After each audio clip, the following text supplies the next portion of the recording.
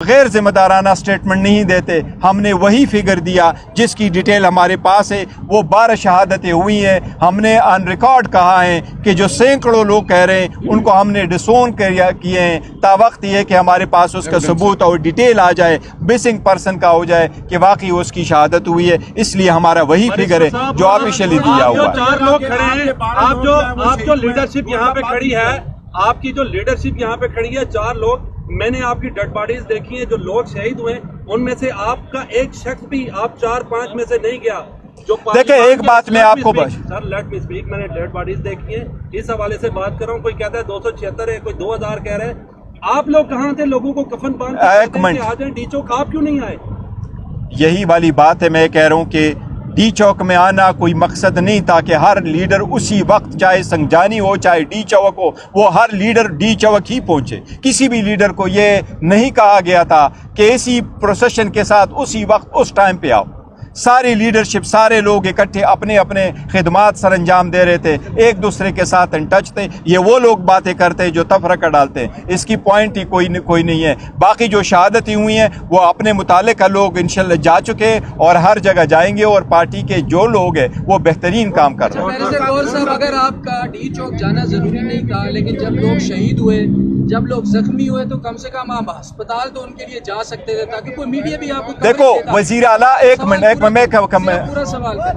دوسری بات یہ کہ آپ کہتے ہیں ڈی چوک آنا ضروری نہیں تھا, تو کیا وہ جو میسج سرکولیٹ ہو رہا تھا نہیں, ہم نے خان صاحب نے کہا ہے کہ آپ سنجانی بیٹھ جائیں, اس کا مطلب ہے وہ درست تھا یا نہیں؟ دیکھو میں نے نہیں کہا کہ ڈی چوک جانا ضروری نہیں تھا. یہ الفاظ آپ کہاں سے لے کے آئے؟ ڈی چوک کا ہم نے ذکر نہیں کیا. ہم یہ کہہ رہے ہیں سر, ایک منٹ شاٹ, جہاں تک وہ لوگ ہیں, وزیر اعلیٰ صاحب گئے ہوئے ہیں, کے پی کے میں لوگ آئے ہیں, کے پی کے سے پنجاب سے بھی 1-2 زخمی وہاں آئے تھے. جو وہاں موجود ہیں لوگ, ان سب کے پاس جا رہے ہیں, سارے لوگ جا رہے ہیں. ان کی تیمارداری ابھی بھی کریں گے, ان کے لیے دعائیں بھی کی ہے. یہ پوائنٹ ہے. ہم یہ کہہ رہے ہیں کہ گولی نہیں چلنی چاہیے تھے. That's it. ایک سیکنڈ, یہ بتائیے گا, عمران خان نے جب 24 نومبر کے احتجاج کا اعلان کیا, ہمارے سامنے بھی انہوں نے ڈی چوک کا ذکر نہیں کیا. صرف انہوں نے یہ کہا کہ اسلام آباد ہمارا مرکز ہوگا. جگہ انہوں نے فائنل نہیں بتائی. اس کے بعد متعدد سماعتیں ہوئی 2-3, اس میں بھی انہوں نے کہیں پر بھی ڈی چوک کا ذکر نہیں کیا. اس کے بعد جب آپ کی مذاکرات کا سلسلہ شروع ہوا, آپ کی جب فائنل مومنٹ پہ بات ہوئی, تو اس میں سنجانی پہ انہوں نے ایگری کیا, اور آج بھی انہوں نے اس کی تردید نہیں کی سنجانی کی. اس پہ انہوں نے کہا کہ مجھے یہ نہیں پتا تھا کہ سنجانی شہر سے باہر ہے, لیکن انکار نہیں کیا.